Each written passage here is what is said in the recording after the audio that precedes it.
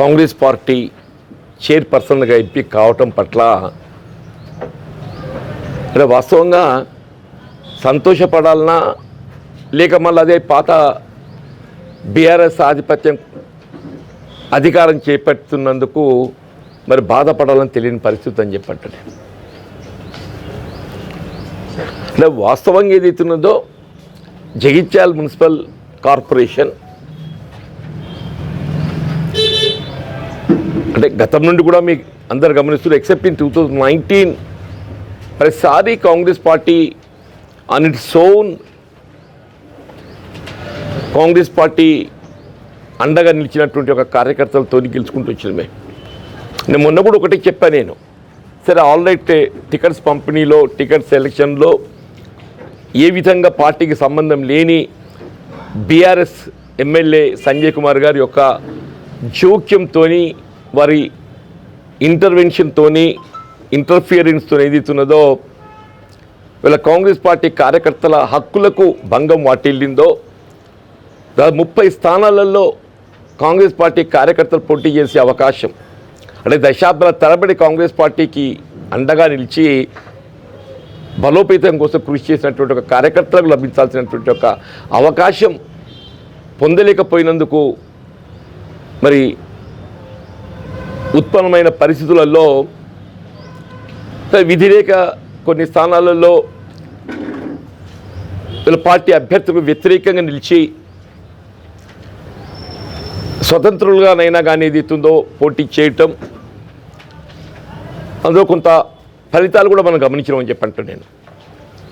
సరే ఏదైనా కానీ అల్టిమేట్ రిజల్ట్ ఏదైతున్నదో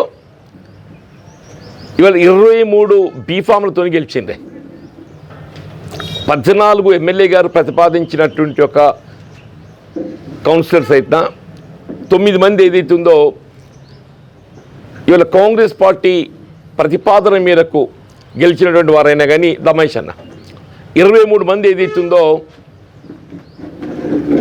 కాంగ్రెస్ బీఫామ్పై గెలిచినటువంటి వారు. అంటే కాంగ్రెస్ బీఫామ్ అనే పదం ఎందుకు చెప్తున్నానంటే కాంగ్రెస్ పార్టీ విప్పుకు కట్టుబడి ఉండేటువంటి ఒక అవకాశం పరిస్థితి ఉన్నటువంటి వాళ్ళు 23 మంది గెలిచిండ్రే.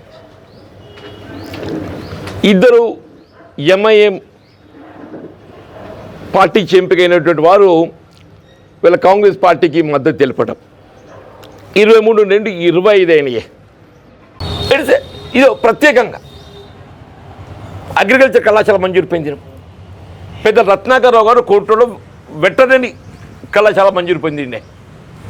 కోరుట్లలో ఏదైతుందో వెటరనరీ కళాశాల ఎవరు ఊహించాలని చెప్పంటాను నేను. That's development. న్యాక్ శిక్షణ కేంద్రం ఏర్పాటు చేసి నేను ఇక్కడ నేను దట్స్ డెవలప్మెంట్. అది మాట్లాడగా నేను చేయాల్సిందే, రోడ్లు నిర్మాణం చేయాల్సిందే, డ్రైనేజీలు అవసరమైన చోట కట్టాల్సిందే. ఇవాళ నేను రాజశేఖర రెడ్డి గారు ముఖ్యమంత్రి ఉండగా బ్రదర్, ఇట్ వాజ్ ఇన్ 2004 25 కోట్లు జగిత్యాల పట్టణ త్రాగునీటి పథకం కొరకు ఏదైతుందో ప్రత్యేకంగా నిధులు మంజూరు పొందింది. 25 కోట్లు. ఆ 25 కోట్లతో ఏదైతుందో వీళ్ళ దరూర్ క్యాంపులో ప్రత్యేకంగా సెకండ్ ఫిల్టర్ బెడ్ కట్టామే. ఇవాళ అది వల్ల మనకు త్రాగునీటి ఫిల్టర్ బెడ్ ఉపయోగపడుతుంది. 4 ఓవర్ ట్యాంకులు కట్టినాం, మనం పైప్ లైన్స్ వేసుకున్నాం. జగిత్యాల మున్సిపాలిటీ ఆనాడు ఏదైతుందో ఇదే మిత్రుడు గిరినాగభూషణ గారు ఉన్నారు కదా, వారు చైర్పర్సన్ ఉండగా ఏదైతుందో 200 రూపాయలు నల్లా కనెక్షన్ ఇంటికి పైప్ లైన్ జోడించి ఇంటికి నల్ల తిప్పిపోయిందా. స్టేట్ లెక్క లేదు. అప్పుడేదో ఒక మోడల్ టౌన్గా ఎంచుకోవాలని చెప్పనే ఆలోచన వచ్చింది. ఏం కనబడుతుంది ఏం చెప్పంటున్నా, మీరు కాంగ్రెస్కి ఓటెత్తారు అనగా లే నువ్వు రా, నాతో రా. What is it? నువ్వు జీవన్ రెడ్డి తోడు ఉండద్దు. అరే నా నమ్ముకొని ఉంటేనే వాళ్ళు కాంగ్రెస్ పార్టీలో టికెట్ ఇప్పించిన కొట్లాడి వాళ్ళు స్వతంత్ర టికెట్ రాకుంటే ఏదైతుందో నిలబడి నేను ప్రచారం చేసి వాళ్ళ గెలుపు తోడ్పడ్డాను. నాతో ఉండకు నీతో ఉంటారే. ఏదో తాత్కాలికంగా నీ అదిరింపులు బెదిరింపులు నీతో రావచ్చు, తాత్కాలికంగా నీ అదిరింపులు బెదిరింపులు నీతో రావచ్చు, కానీ వాళ్ళ మనసు అంత ఎక్కడ ఉంటుంది? జీవన్ రెడ్డి దగ్గర ఉంటుంది. ఏ జీవన్ రెడ్డి ప్రతిపాదన మేరకు బీఫామ్ వచ్చి కౌన్సిలర్గా గెలిచే అవకాశం వచ్చినటువంటి మిత్రులు ఉంటారో, ఎదురొడ్డి స్వతంత్రంగా గెలిచినటువంటి ఒక మిత్రులు ఉంటారో, వాళ్ళను అదిరించి బెదిరించి నువ్వు నీతో తీసుకుపోయినా కానీ వాళ్ళ మనసు ఎక్కడ ఉంటుంది? జీవనరెడ్డి దగ్గర ఉంటుంది. భౌతికంగా నీ దగ్గర ఉన్నా కానీ మనసు జీవనరెడ్డి దగ్గర ఉంటుంది. Thank you. కానీ మళ్ళీ ఒరిజినల్ ల్యాండ్ హోల్డర్కి ఏదైతే ఉందో ఒరిజినల్ ప్రాపర్టీ హోల్డర్కు రైట్స్ రావు. ఇవాళ మా పరిస్థితి ఏమైపోయిందంటే ఇక్కడ చూస్తుంటే ఆయన పవర్ ఒకటి రాసిచ్చినట్టు కనపడుతుంది అంట.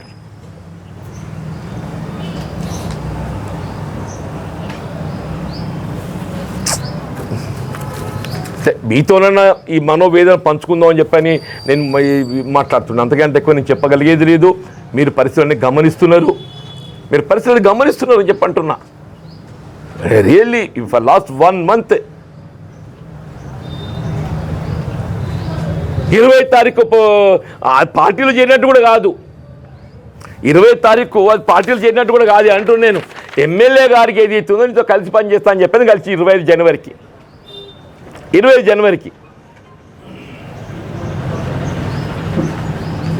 జనవరి 28 నాడు ఏది అవుతుందో నామినేషన్ ప్రక్రియ ఆరంభమైంది. షెడ్యూల్ ఇలా 16 ఫిబ్రవరి.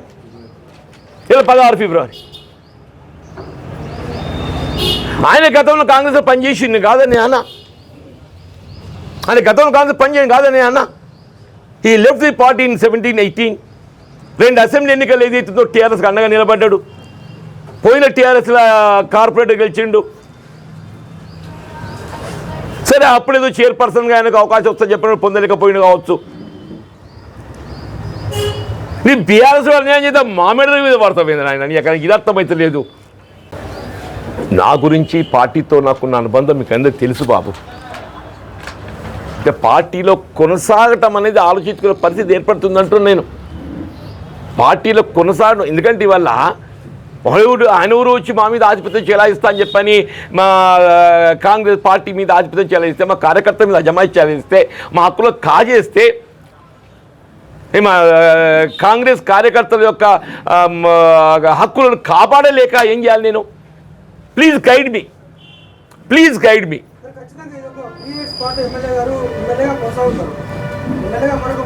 డెఫినెట్లీ అదే అందుకే బాధపడుతున్నాం అంటున్నా నేను. ఇప్పుడు ఈ శోభ ఇది ముగింపు కాదంటున్నా నేను. ఇట్లా ఈ విధమైన ఈ వేధింపులు ఈ వేధింపులు సహిస్తూ ఎంతగా కొనసాగగలుగుతామా? నాకు నేను ఏదైతుందో నా మనోవేదన ఏదైతుందో ఎక్స్ప్రెస్ చేస్తున్నా అసలు. అంటే వెదర్ కెన్ ఐ కంటిన్యూ ఈ వేధింపులు భరించగలుగుతానా? ఎంతకాలం భరించగలుగుతా? దీని పరిష్కారం ఏంటి అనే నేను ఊహించలేకపోతున్నాను. నేను ఊహించుకోలేకపోతున్నా బాబు అంటున్నాను నేను. Thank you. పార్టీ పిరసి అభివృద్ధి కూడా కాదా బాబు? ఇదే కేసీఆర్ గారు ముఖ్యమంత్రి ఉండగా బోర్లపేట దగ్గర 170 కోట్లతో మంజూరు చెప్పారు. 70 కోట్లు అని చెప్పి అంటున్నాను. ఆనా 70 కోట్లు 10 times లెక్క పెట్టుకోరు. కనీసం 100 కోట్లు 200 కోట్లు అని అవుతాయి ఇవాళ. మొన్న లక్ష్మణ్ గారితో ఏదైతుందో ఇదే జగన్నాథ్పురం బోర్లపల్లి మధ్యలో 17 కోట్లతో 18 కోట్లతో మంత్రి మంజూరు చెప్పించినాయి. అంటే నువ్వు వచ్చి నా కాళ్ళల్లో కడ్డాన్ని పెట్టినాను ఇక్కడ జగిత్యాల ప్రజల్లో ఎటు కాకుండా చెప్తున్నావు కన్నా ఆయన. మా కాంగ్రెస్ కార్యకర్తల కాళ్ళల్లో కట్టెడ్డం పెట్టి మమ్మల్ని ముందుకు పోకుండా మా అడ్డం మమ్మల్ని మా హక్కులతో చెలగట్టలాడుతున్నావు నువ్వు. మాకంటే బీఆర్ఎస్ సిపాయిలా? మా కాంగ్రెస్ కార్యకర్తల కంటే లేక మాకంటే నువ్వు సిపాయివా? నాకు ఏ ఆలోచన నా ఆశలు గెలిపించినారు బాబు. ప్రజల్లో నాకు ఏ విధమైనటువంటి ఒక గౌరవం ఉంటేనే కదా మనకు అవకాశం వచ్చింది. ప్రతిపక్ష హోదాలో కూడా ప్రతిపక్ష పార్టీ వెళ్ళి కూడా నన్ను గెలిపించుకొచ్చింది కదనే. ఇవాళ అధికార పార్టీ అన్ను ఉంటే ఇంకా చెప్తు కదా నేను. మరి నా కాళ్ళల్లో కట్టడం పెట్టి జగిత్యాల ఎటుగా కూడా చెప్తుండవు అని చెప్పి అంటున్నా. నా కాళ్ళల్లో కట్టడం పెట్టి జగిత్యాల ఎటుగా కూడా చెప్తున్నావు అని చెప్పి అంటున్నాను. సారీ బ్రదర్, బుగ్గ బిస్కెట్ చైర్పర్సన్ కావాలనే చైర్పర్సన్ చేయండి. నేను గంగపుత్రులు అని ఒకటి చెప్పానే కాదు. ఇవాళ మున్నాకేదో చైర్పర్సన్ ఇచ్చింది కదా, మరి ఆయనగా చైర్పర్సన్ ఇచ్చేది ఉంటుంది. ఇప్పుడు మొన్న ఏదో పాపం వాటికి టికెట్ ఇచ్చింది దిక్కుకున్నారు. ఈ అమ్మాయిది కూడా లావణ్య టికెట్ ఇచ్చింది దిక్కుకున్నారు. ఇప్పుడు మొండోడు ఎప్పుడంటే కొట్లాడి ఈ గంగపుత్రులు మొండోలు ఉంటారు కదా, వాడు కొట్లాడి టికెట్ మంత్రి గారికి అప్పీల్ చేసుకొని టికెట్ తెచ్చుకొని కొట్లాడి గెలిచిండు. 800 గెలిచిండ. మొన్న అని చెప్పని పాపం ముస్లిం అల్పసంఖ్యాక వర్గం వాడు ఆది నుండి కూడా ఎన్ఎస్యూకి వెళ్ళి కూడా కాంగ్రెస్ పార్టీ నమ్ముకొని ఉన్నాడు. మొన్న ఇచ్చిన టికెట్ ఇగ్గుకొని చించేసిండు. వాడికి వరకు ఇచ్చిండు, వేరే వరకు ఎమ్మెల్యే ప్రతిపాదించని చెప్పని ఆయనకి ఇచ్చిన అనౌన్స్ చేయబడ్డ టికెట్, గాంధీ భవన్లో ప్రకటించబడ్డ టికెట్ అని చెప్పి అంటున్నాను. సరే ఈ చైర్పర్సన్ జీవన్ రెడ్డి గారిని అది చేస్తలేం కదా ఇట్లా అని నాకు నిజంగా అంత మెహర్బానీ చేద్దాం అనుకుంటే ఆ మున్నాగా చైర్పర్సన్ ఇచ్చేది ఉంటే తప్పే ఉంది అందులో.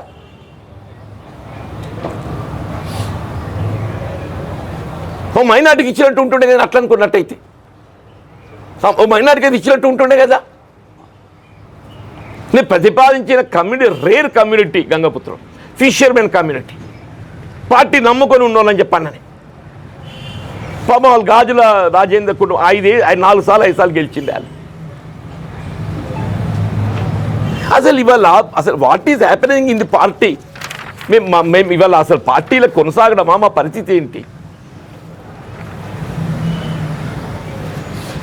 ఇలా ఏమైపోయిందంటే మీరు ఎమ్మెల్యే గారి సారథ్యంలో పనిచేయదలుచుకుంటే పార్టీలో కొనసాగాలి, లేకుండా లేదని కాడికి వచ్చిందే.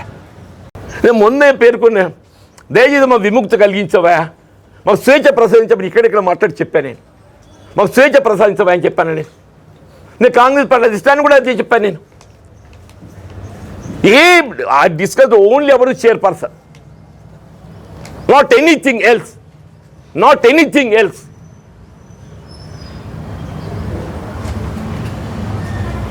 మరి సార్ ఇప్పుడు మిత్రుడు శ్రీనివాస్ కావటం అనేది వ్యక్తిగతంగా అంశం కాదు. ఇది 20వ తారీఖు నాడు ఏదైతే ఎమ్మెల్యే గారితో కలిసిందట, 28 నాడు ఏదో మరి నామినేషన్ ఇంట్రడ్యూషన్ తెలియదు, 28, 29, 30 నాకు తెలియదు. ఇప్పుడు ఆయన కుర్చీలో కూర్చున్నాడు. మరి ఈయన గానికి ఏం అనుబంధం, ఏ రుణం తీసుకుంటున్నావు ఏందో మాకు తెలియదా? మమ్ములు బలి పెడుతున్నావు కదా, నువ్వు మమ్ములు బలి పెడుతున్నావు కదా అంటున్నాయి అనేది. అదే కాపువర్గం చేద్దాం కూడా పాపం యూత్ కాంగ్రెస్ ప్రెసిడెంట్ ఉండు బీరం రాజేష్ ఏదైతే ఉందో యూత్ ప్రెసిడెంటే, కాపు సామాజిక వర్గం చెందినట్టు ఉట్టిగా ఇండిపెండెంట్ పెట్టి ఆయన ఓటుకి పాలైండే. బీరం రాజేష్ ఏదైతే యూత్ ప్రెసిడెంట్, జిల్లా యూత్ ప్రెసిడెంట్, వాడికి వెళ్తే ఎక్కడ పోటీ ఎత్తడం అనుకున్నా మరి ఏమనుకునేది నాకు తెలియదు. యూత్ కోటానికి నచ్చడం అనుకోవడం ఏందో తెలియదు. ఆయనకి ఇండిపెండెంట్ పోటీ పెట్టేది అవుతుందో ఆయన ఫైనాన్స్ చేసి ఏ పాప బీరం రాసి ఓటమి కారకుడు అయింది అని చెప్పండి. అందులోకి ఏంటంటే కొత్త నిర్వచనం ఉందో అది తెలుస్తలేదు. ఒకవైపు ఏదైతుందో స్పీకర్ గారు బీఆర్ఎస్ పార్టీ అంటారు, మరి బయట వచ్చేది అవుతుందో కాంగ్రెస్ పార్టీ అంత కదా వ్యవహారాలు జోక్యం చేసుకుంటూ నువ్వు అభివృద్ధి కొరకు పాటుపడిన ఆయన సంతోషపరచలేను. వాళ్ళ మేము కూడా ఏదైతుందో కాంగ్రెస్ పార్టీ తెలంగాణ రాష్ట్రంలో ఏదైతుందో అధికారం ఉన్నది రేవంత్ రెడ్డి గారు, మోడీ గారితో ఏదైతుందో సంప్రదింపులు చేస్తారు, విజ్ఞప్తులు చేస్తారు, మన రావాల్సినటువంటి ఒక నిధులు హక్కులు ఏదైతుందో పొందుతారు. It's a privilege right, it's a constitutional right. మరి రాజ్యాంగం నిర్వచనం ఏమైనా ఉన్నదా? ఒక రాజకీయ పార్టీకి వెళ్ళి ఎంపికై ఆ పార్టీలో కొనసాగుతూ ఇంకో రాజకీయ పార్టీతోని మరి దాని ఏమని నాకు తెలుస్తలేదా? వాళ్ళు అంతర్గత వ్యవహారాలను జోక్యం చేసుకొని నువ్వు ఆధిపత్యం చెలాయించాలని చూస్తే అది ఏమన్నట్టు వాట్ ఇట్ ఈస్? అట్లాగే ఏదైనా రాజ్యాంగం నిర్వచించిందా? మరి అటువంటి ఆర్టికల్ జోడిస్తారా దానికి? ఇప్పుడు ఏమైపోయిందో తెలంగాణ రాష్ట్రంలో కొనసాగుతున్నటువంటి ఒక పరిస్థితులు చూస్తుంటే, జగిత్యాల కొన్న పరిస్థితులు చూస్తుంటే 10th షెడ్యూల్ ఇది ఆర్టికల్ జోడించాలి. నువ్వు హౌస్లో ఓటు వేయడానికి మాత్రమే నీవు ఏ పార్టీ ఎంపికపడో ఆ పార్టీ, నువ్వు బయట ప్రపంచం లోపల నువ్వు ఏ పార్టీతో కానీ అంటగాగచ్చు, నువ్వు ఏ పార్టీతో అంటగాగచ్చు. అటు ఏదైనా నిర్వచనం అందులో ఆర్టికల్ జోడించాలనిపిస్తుంది నాకు. మరిగా ఈ ప్రజాస్వామ్యంతో పరిహాసం ఆడుతున్నారు మీరు. ఏంటి ఇది? What it is? సార్ మా పరిస్థితి చూస్తుంటే వాళ్ళు మాకు భవిష్యత్తు ఏంటి అనేది అయితే మాకు గోచరిస్తలేదు. ఒకవైపు ఏదైతే మేము ఇది ఇవ్వాలంటే మాకు మనసు రావటం లేదు. ఇన్ని బాధలు ఇన్ని అవమానాలు తట్టుకునే కానీ నిలబడుతున్నాం. ఈ అవమానాలు ఎంతకాలం భరించుడు? ఐ థాట్ ఇందులో చైర్పర్సన్ ఎన్నికల్లో జస్టిస్ అవుతుందని చెప్పి అనుకున్నామే. మేము ఏదైతే ఉందో ఎన్నికల ఫలితాలు ప్రకటింపబడ్డానో ఏదైతే పత్రికాముఖంగా వీఆర్ విత్ ది కాంగ్రెస్ కేవలం ఏదైతే ఉందో ఆది నుండి దశాబ్దాల తరబడి కాంగ్రెస్ పార్టీ జెండా మోస్తున్న వారికి అవకాశం కల్పించాలనేది ఏదైతే అభిప్రాయం వ్యక్తం చేసినావో I must take it notice of the high command అని చెప్పని ఏసీసీగా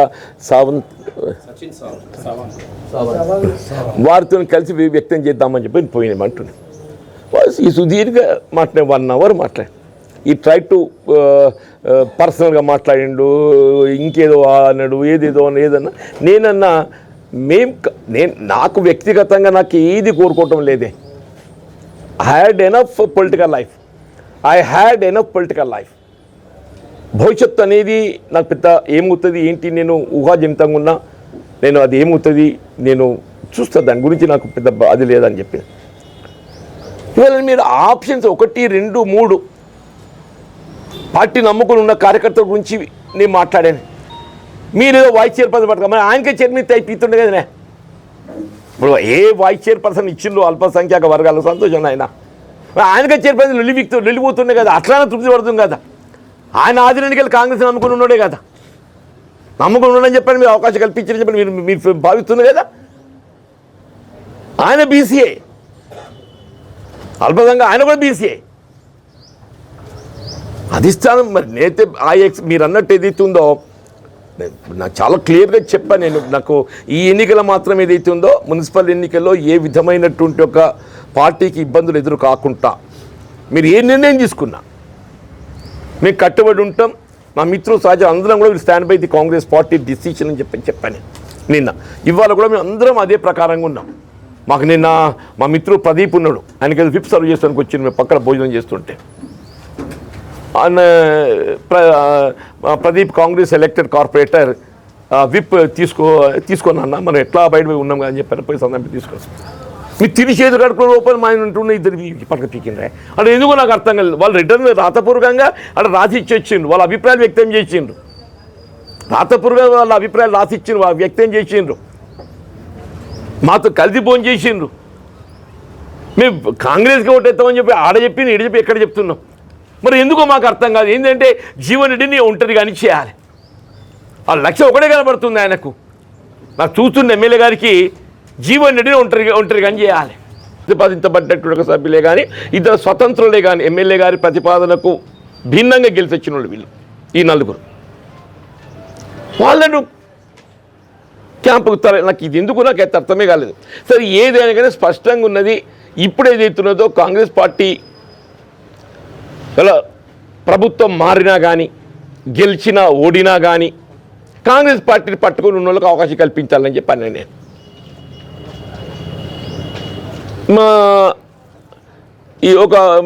ఈ 4 బోను 13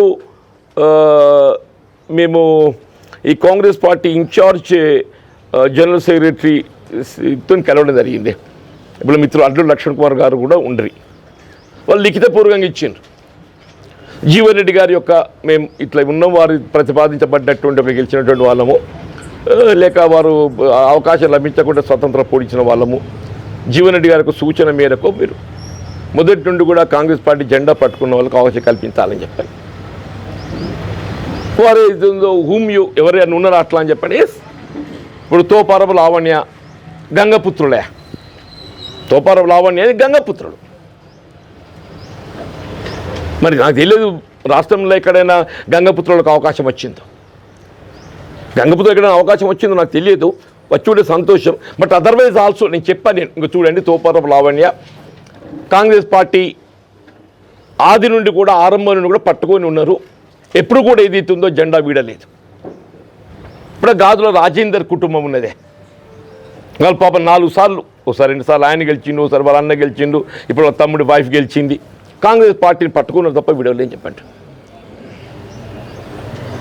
కమ్యూనిటీ పరంగా చూసినా ఎట్లా చూసినా గంగపుత్రులు ఈజే ఇవాళ. సరే నేనేమంటున్నా, ఇవాళ వైస్ చైర్పర్సన్ గురించి వాట్ ఈజ్ యువర్ ఒపీనియన్ అని చెప్పి అడిగాను. ఇది కూడా చెప్తున్నాను, నేను స్పష్టంగా నేను ఏదైతున్నదో చైర్పర్సన్ గురించే డిస్కస్ చేస్తున్నా. చైర్పర్సన్ గురించే మా సలహా, మా యొక్క సూచన, మా గౌరవం పార్టీ కార్యక్రమం ఇవ్వదలుచుకుంటే చైర్పర్సన్ ఇవ్వండి. We're not discussing about vice chairperson చెప్పినమే. ఇవాళ కాంగ్రెస్ పార్టీ అంటే సంఖ్యాపరంగా చైర్పర్సన్ ఎంపీ కావడానికి ఏదైతుందో 25+ కావాలి, 25+. వీళ్ళు కాంగ్రెస్ పార్టీ పరంగా అవకాశం లభించాక స్వతంత్రంగా పోటీ చేసినటువంటి వాళ్ళు 9 మంది గెలిచిండ్రు, 9 మంది గెలిచిండ్రు. సరే నేను ఎన్నికల ఫలితాలు వెలువడ్డానంటే చెప్పాను నేను, మీరు అవకాశం ఏదైతుందో కాంగ్రెస్ పార్టీ ఆది నుండి కూడా పార్టీ బలోపేతం కొరకు జెండా పట్టినటువంటి వాళ్ళకి అవకాశం కల్పించండి. మీరు ఎవరైనా కానీ ఈ వలసవాదులకు అవకాశవాదులకు అవకాశం ఇయ్యకండి దయచేసి. మన సంపూర్ణ ఆధిక్యత ఉన్నది. ఇటువంటిప్పుడైనా మన కాంగ్రెస్ పార్టీ కార్యకర్త జెండా నమ్ముకున్న వాళ్ళకి న్యాయం చేయాలని చెప్పని నేను విజ్ఞప్తి చేయడం జరిగిందే. ఏ విధమైన బేరసారాలకు తావీయకూడదు, ఏ విధమైన బేరసారాలకు తావీయకూడదు. నేను పేర్కొనడమే కాదు, స్వయంగా ఏదైతుందో సరే ఇవాళ కాంగ్రెస్ పార్టీ పరంగా ప్రతిపాదించబడ్డటువంటి ఒక ఎంపికైనటువంటి ఒక 9 మంది కౌన్సిలర్సే కానీ, స్వతంత్రంగా గెలిచినటువంటి ఒక 8-9 మందే కానివ్వండి కాక. సో ఇప్పుడు స్వతంత్రంగా గెలిచినటువంటి వారు ఏదైతున్నదో ఎమ్మెల్యే గారి యొక్క ప్రతిపాదన చే లభించబడ్డటువంటి యొక్క కాంగ్రెస్ అభ్యర్థులు వ్యతిరేకంగా గెలిచిండ్రు. ఇది గమనించాలి. ఇక్కడ 8 మంది ఏదైతున్నదో సరే, ఇది కాకుండా కూడా 4 వాళ్ళ ఎమ్మెల్యే గారి ఈ మద్దతు తెలుపుతున్నారు కూడా మీరు గమనించారు. అంటే 8 మంది అయితే ఏదైతున్నదో ఎమ్మెల్యే గారు ప్రతిపాదించినటువంటి యొక్క కాంగ్రెస్ పార్టీ అభ్యర్థులకు వ్యతిరేకంగా నిలబడి గెలిచిండ్రు. సరే నేనేదైతుందో నిజమైన కాంగ్రెస్ కార్యకర్తలు కాబట్టి నేను అండగా నిలిచాను. నేను ప్రతిపాదించిన 2 కాంగ్రెస్ బీఫామ్స్ ఎంపికైనటువంటి యొక్క కౌన్సిలర్స్, వీళ్ళు 2 4 ఏదైతున్నదో మరి కాంగ్రెస్ పార్టీ అని చెప్పని మరి మా జిల్లా అధ్యక్షుడి పేరు చెప్పాలన్నా లేకుంటే ఎమ్మెల్యే గారు చెప్పాలన్నా నాకు అర్థమే కావటం లేదంటున్నాం. మేము చాలా క్లియర్గా కేవలం అభ్యర్థి ఎంపిక కొరకు మాత్రమే నేను సూచించా. Otherwise we're bound by the Congress party అని చెప్పని చాలా స్పష్టంగా పేర్కొన్నాను నేను. మరి అప్పుడు కూడా ఇదే పరిస్థితి ఎదురవుతుంది. That is linked with MPTC ZPTC is linked elections. MPTC ZPTC is linked election. Corporator is అని ఇండిపెండెంట్, ఆ వార్డుకు సంబంధించి పరిమితమైన ఎన్నిక. అది అట్లా కాదు. ZPTC MPTC linked election. నాకు అందుకోసమే అసలు కొనసాగడం సాధ్యమేనా అనేది అందుకే దట్స్ వై ఐఎమ్ ఎక్స్ప్రెసింగ్. మీరు అనేది కరెక్ట్ బాబు, కరెక్ట్. అది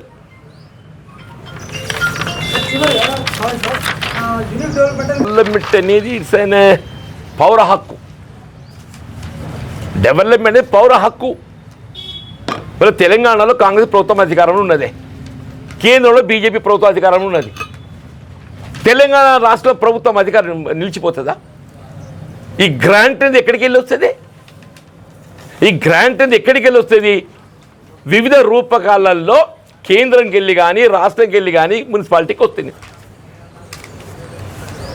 వీళ్ళు ఎమ్మెల్యే గారు ఏదో 60 కోట్లు పట్టుకొచ్చినేదో చెప్తారు కదా.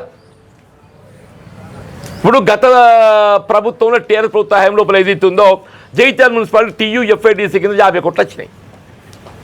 Telangana urban infrastructure development corporation 50 కోట్లు వచ్చినాయి. అన్ని మున్సిపాలిటీలకు వచ్చినాయి. జగిత్యాల మెడికల్ కాలేజ్ వచ్చింది. అంటే యూనిఫామ్ పాలసీ. ఇప్పుడు ఏమంటారు, నేను young India integrated residence school అంటే నాకు ఇదేందో నాకు అర్థమే కాదా.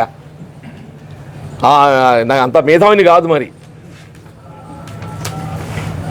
This young India integrated residential school concept ఏదైతుందో మొత్తం రాష్ట్రం అంతా ప్రతి నియోజకవర్గంలో కొన్ని కట్టాలి.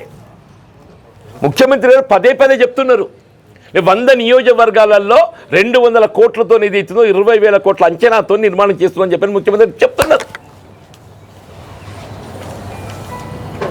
చెలియలు వాలంటరీ ప్రదర్శన క్షేత్రం ప్రభుత్వంది, అది for which chief minister the chairperson, ముఖ్యమంత్రి గారు దానికి అధ్యక్షుడు, అది ప్రభుత్వంది. 25 ఎకరాల మ్యాంగో మార్కెట్ పెట్టినాయి, అదే వాళ్ళది ప్రదర్శన క్షేత్రం పట్టుకపోయి 25 ఎకరాల మ్యాంగో మార్కెట్ పెట్టినా. ఆనే ఒక సబ్స్టేషన్ కట్టిన నేను,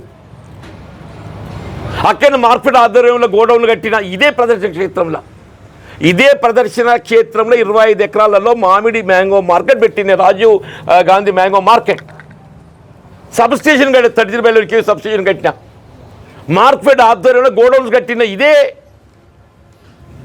ఎస్, అక్కడ తప్పకుండా నిర్మాణం చేయాలి, ప్రభుత్వం చేస్తుంది, అది. ఇప్పుడు మీకు ఎప్పుడు చెప్తున్నాను, డెవలప్మెంట్ అది 2 రకాలు ఉంటుంది బాబు. ఒకటేమో యూనిఫామ్ డెవలప్మెంట్, అది ప్రభుత్వ విధానాలకు అనుగుణంగా ఆటోమేటిక్గా జరిగిపోయే అభివృద్ధి. ఒకటి ఏదైతుందో ప్రత్యేకంగా, ఇవాళ నేను ఇక్కడ JN2 ఇంజనీరింగ్ కాలేజ్ శాంక్షన్ చేయించింది. ఇట్స్ నాకేదో నేను గొప్పతనం చెప్పుకోవడం ప్రయత్నం చేస్తాను. నేను నీ పుణ్యం అని చెప్పి నిజంగా నేను కాంగ్రెస్ పార్టీ ప్రచారం చేసి ఉంటే చేతి గుర్తుకో.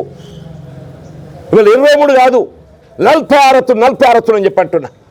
వాస్తవంగా చేతి గుర్తుకు ప్రత్యక్షంగా ప్రచారం చేయలేకపోతున్న ఏదైతుందో దాదాపు 10-15 మంది ఓడిపోయింది అంటున్నా. నీ చేతి గుర్తుకు ప్రత్యక్షంగా ప్రచారం చేయలేకపోవడంతో ఒక 10-15 మంది, మా చిట్లంజని గీనునే పాపం 20 ఓట్లతో ఓడిపోయిందని చెప్పి అంటున్నా. ఆమె అనిత 30 ఓట్లతో ఓడిపోయిందని చెప్పి అంటున్నా. ఆ బింగి రవి ఆయనకి ఇచ్చిన టికెట్ కొంచెం చించేసిండే పాపం, వాడు 20 ఓట్లతో ఓడిపోయింది. బింగి ఇచ్చిన కాగితం చించేసిందని చెప్పి అంటున్నా. ఎన్ని చెప్పంటే ఉదాహరణలు అంటున్నా, ఎన్ని ఉదాహరణలు చెప్పాలని చెప్పి అంటున్నా నేను.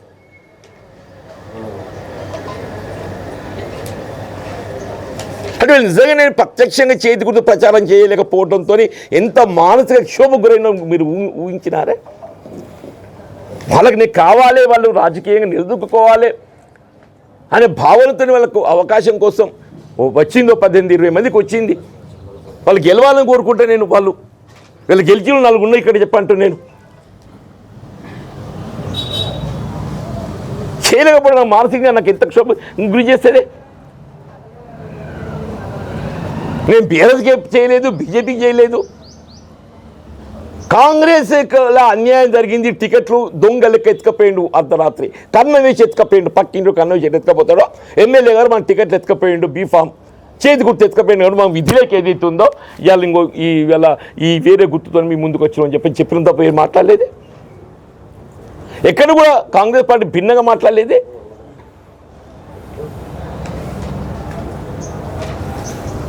మరి అసలు ఈ మానసిక క్షోభ అనేది, దీనికి ముగింపు ఎట్లా వస్తుంది ఏంది అనేది నాకు కూడా నేను ఉంచుకోలేకపోతున్నాయి. అని ఇన్ని అవమానాలు భరిస్తూ కాంగ్రెస్ పార్టీలో కొనసాగటం ఆలోచించుకునే పరిస్థితి ఏర్పడుతుందని చెప్పి అంటారు. ఇన్ని అవమానాలు భరిస్తూ ఇంత ఆత్మక్షోభతోని కాంగ్రెస్ పార్టీలో కొనసాగటం ఆలోచించుకునే పరిస్థితి ఇలా ఏర్పడుతుందని చెప్పండి. మరి భవిష్యత్తు ఇలా ఎటు దారి తీస్తుందో ఏంటో కానీ ఇప్పటికైనా అధిష్టానం ఏదైతుందో, లేకుంటే ఇది ముగింపు కాదు కదా. ఈ ఎన్నిక ముగింపు కాదు కదా. ఈ వేధింపులు ఏదైతుందో ఆయన ఎమ్మెల్యే ఉన్నంతకాలం కొనసాగుతాయి.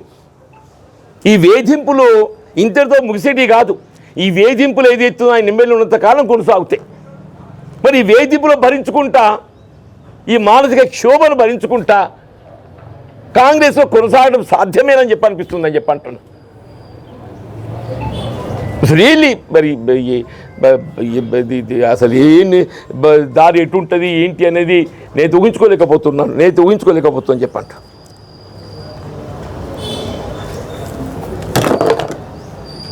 ఈ కాన్సెప్ట్ ఆయనకు you must be knowing that legal ఏదైతే ఉందో పవర్ ఆఫ్ అటార్నీ ఉంటుంది.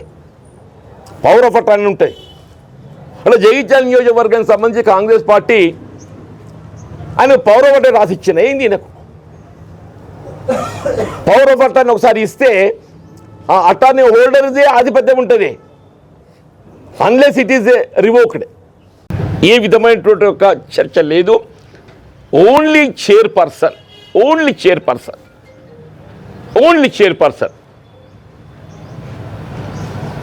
నేను వారి మీటింగ్ అయిన తర్వాత మేము అగైన్ వీఆర్ రిటర్నింగ్ బ్యాక్, అందరం మా మిత్రులందరం కలిసి. మంత్రి గారు లక్ష్మణ్ గారు నాకు ఫోన్ చేశారు. సారీ అన్న, మీతో మాట్లాడడానికి నాకు ఇబ్బంది అనిపిస్తుంది, కానీ ఏఐసిసి అబ్జర్వర్ గారు మీతో మాట్లాడమని చెప్పన్నారు. వైస్ చైర్పర్సన్ గురించి, ఈ చైర్పర్సన్ గురించి నేను అరే నన్ను ఇంకెంతకు దిగదారుస్తారా? These are words spoken by me, ఇంకెంతకు దిగదారుస్తారా నన్ను? ఒకరికి చైర్పర్సన్ గురించి మాట్లాడుతుంటే వైస్ చైర్పర్సన్ అంటే వైస్ చైర్పర్సన్, మున్సిపల్ ఆధిపత్యం వహించే చైర్పర్సన్ వైస్ చైర్పర్సనా? ఇవాళ ఏదైతున్నదో ఆదిరుని జెండా పట్టుకున్న పక్కన పెట్టేసి, సరే నాకు సమీర శ్రీనివాస్ గురించి వ్యక్తిగతం కాదా, నా వ్యక్తిగతం కాదు. ఇవాళ ఏదైతే ఉందో, నేను కాంగ్రెస్ పార్టీ కష్టకాలంలో ఏ విధంగా ఫిరాయింపులకు పాల్పడకుండా ఓడినా గెలిచిన పార్టీని పట్టుకొని ఉన్న వాళ్ళ గురించి నేను మాట్లాడుతున్నాను. వలసవాదులు అవకాశాలు పక్కన పెట్టని చెప్పాను నేను. It's not fight against an individual, any individual. కానీ ఇక్కడ దయచేసి గమనించండి మిత్రుడు, నేను ఇదేదో దాన్ని చూస్తే ఇప్పుడు కనబడిండేనే. 25th జనవరి నాడు ఏదైతుందో వారి ఎమ్మెల్యే గారి మర్యాదపూర్వకంగా ఇవాళ రాష్ట్రంలో చేపట్టబడుతున్నటువంటి అభివృద్ధి కార్యక్రమం దృష్టిలో పెట్టుకొని, మీరు ప్రతిపాదించే అభ్యర్థులను నేను బలపరుస్తా అని చెప్పని 25 జనవరి నాడు వారు ఎమ్మెల్యే గారిని కలిసింది. 25 జనవరి, 28 జనవరి నాడు నోటిఫికేషన్ వచ్చింది, నామినేషన్స్ ఆరంభమైనాయి. 28 January he is given B form. Babu ఆ పల్లికొండ రాజు గంగపుత్రుడు చేపలం కూడా బతుకుతాడే, వాడు కష్టకాలంలో ప్రవాహానికి ఎదురీతల ఒడ్డి నిలిచిండు, వానికి అవకాశం ఇవ్వలేదు. మరి ఈయనకు ఎమ్మెల్యే గారికి అనుబంధం ఏంటో నాకు తెలియదా? ఈయనకు ఎమ్మెల్యే గారికి ఏదైనా అనుబంధం ఉండొచ్చు, కానీ ఏదైతున్నదో పార్టీ నమ్ముకున్న కార్యకర్తలను వదిలి పక్కన పెట్టేసి అవకాశవాదులకు, మీరు వలసవాదులకు మీరు చైర్పర్సన్ అవకాశం ఇస్తామంటే మరి ఏ విధంగా మేము జీర్ణించుకుంటాం అని చెప్పి అంటున్నాను. రాష్ట్రంలో కాంగ్రెస్ ప్రభుత్వం ఉన్నది, అధికారం, ఇన్ని మున్సిపాలిటీ గెలుచుకొని సంబరపడాలన్నా, జగిత్యాల మున్సిపాలిటీ గెలుచుకొని సంబరపడాలన్నా, మళ్ళీ ఏదో వలసవాది అవకాశవాది వచ్చి పెత్తనం చెలాయించబోతుందని చెప్పని బాధపడాలన్నా? దయచేసి చూడండి, 25 జనవరి నాడు ఈ మెట్ విత్ ది ఎమ్మెల్యే. మీరు ప్రభుత్వం చేపడుతున్న అభివృద్ధి కార్యక్రమాలకు నేను మద్దతు తెలుపుతా, రేపు ఎన్నికల్లో ఏదైతే మీరు ప్రతిపాదించే అభ్యర్థి మద్దతు తెలుపుతా అని చెప్పని 25th జనవరి 28 నాడు నామినేషన్ ప్రత్యారంభమైంది. 3 days. అసలు పోటీకి అవకాశం కల్పించడమే టు బి డిస్కస్డ్. ఏకదం పట్టుకొని చైర్పర్సన్ కూర్చొని పెడితే మరి ఎందుకు కాంగ్రెస్ పార్టీ ఈ కార్యకర్తలందరూ ఏం కావాలి? మేమందరం ఏం కావాలి? ఇప్పుడు ఎమ్మెల్యే గారి ఆధిపత్యంలో వాట్ ఈజ్ ఇట్?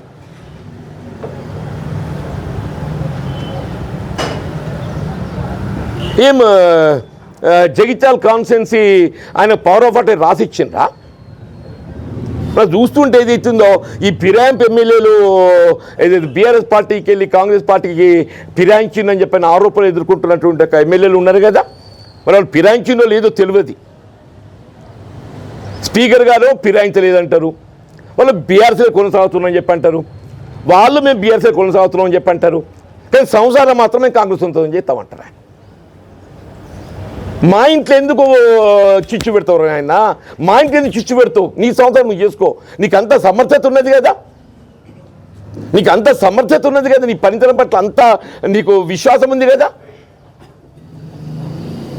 నీ బీఆర్ఎస్ నాయకత్వంతో విభేదాలు ఉంటే స్వతంత్రంగా పోటీ చేయి, ఈ బీఆర్ఎస్ నాయకత్వంతో కంటే నీకు విభేదాలు ఉన్నట్టయితే ఎస్ ఇక్కడ కాంగ్రెస్ పార్టీ నమ్ముకున్న వాళ్ళకి అన్యాయం అయింది కాబట్టి ఏది ఇస్తుందో వాళ్ళు ఎదుటి నిలిచినా నేను వాళ్ళకి అండగా నిలిచిన స్వతంత్రం అని చెప్పంటున్నాను. నువ్వు చేయి, నీ సమర్థత వల్ల నీకు అంత విశ్వాసం ఉంటే నువ్వు అదే పొరుగు జెండాని ఎందుకు పట్టుకుంటున్నావు? నువ్వు నీ జెండా నీకు పట్టుకోవడానికి అవకాశం లభించదు అని చెప్పి అనుకున్నట్టయితే, బీఆర్ఎస్లో అవకాశం లభించదు చెప్పి భావించినట్టయితే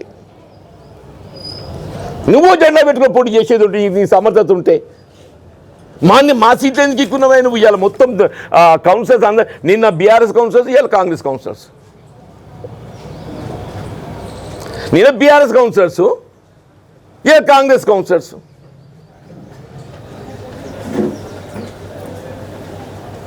అంటే మీరు ఎమ్మెల్యే గారి ఆధిపత్యంలో కొనసాగుతూనే కాంగ్రెస్ పార్టీ అధినాయకత్వం ఆలోచన చేయాలి. నా పట్ల ఏదన్నా మీకు భిన్నాభిప్రాయం ఉంటే పక్కన పెట్టండి. నా పట్ల భిన్నాభిప్రాయం ఉంటే పక్కన పెట్టండి. కాంగ్రెస్ కార్యకర్తల మనోభావాలను గౌరవించండి. కాంగ్రెస్ కార్యకర్తల మనోభావాలను గౌరవించండి అని చెప్పంటున్నాయి అనేది. కాంగ్రెస్ కార్యకర్తల మనోభావాలను గౌరవించవలసిన ఆవశ్యకత ఉందా లేదు చెప్పండి. ఆయన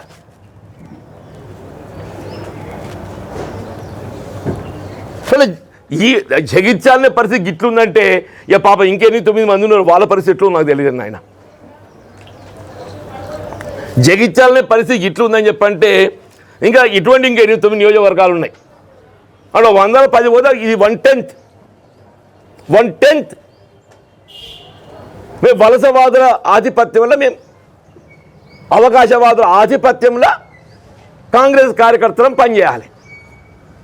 ఇందుకైనా పార్టీ నమ్ముకొని మేము దశాబ్దాల తరబడికి వెళ్ళి పోరాటం చేస్తున్నాం. మీరు దశాబ్దాల తరబడికి వెళ్ళి ఏదైతుందో టీడీపీలో 10 ఏళ్ళు పోరాటం చేసినవయా, చంద్రబాబు నాయుడుని ఎదిరించి. టీఆర్ఎస్ ప్రభుత్వంలో 10 ఏళ్ళు పోరాటం చేసినవయా, కేసీఆర్ని ఎదిరించి. ఇవాళ మన ప్రభుత్వం వచ్చింది, కాంగ్రెస్ ప్రభుత్వం వచ్చి సంబరపడదామని చెప్పారంటే ఈడ మళ్ళీ ఉన్న వలసవాదిని అవకాశం తీసుకొని మాన్యతను ఉద్ది ఆయన ఆధిపత్యంలో పనిచేయాలని చెప్పంటే ఏం మా మనోభావాలు ఏం కావాలి? మా ఆత్మ అభిమానం ఏం కావాలి? మా ఆత్మ గౌరవం ఏం కావాలి?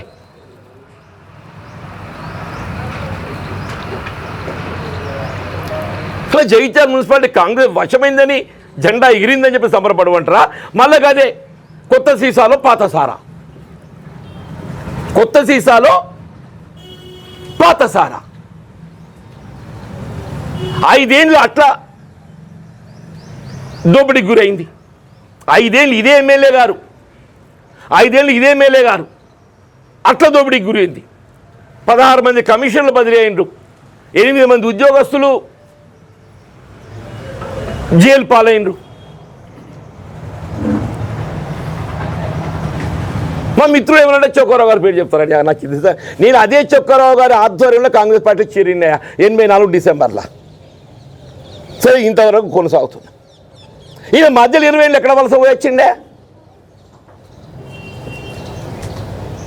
అంటే కాంగ్రెస్ కుటుంబం ఉంటుందనే మరి నడుమ 20 ఏళ్ళు ఎక్కడ బతకవేనావు?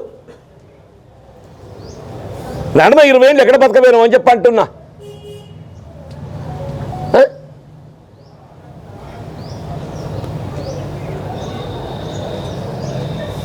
ఎందుకు ఎందుకు మా ఆత్మవిశ్వాసం దెబ్బతీస్తావు? ఎందుకు మా గోస పెడతావు? ఎందుకు మాతో నుంచి చెలగాలాట ఆడుతున్నావు? ఎందుకు మా జీవితాలతో చెలగాటాలు ఆడుతున్నావు అంటే నాకు అప్పుడప్పుడు ఆశ్చర్యం అనిపిస్తుంది. రాజ్యాంగంలో 10th షెడ్యూల్ ఉంది.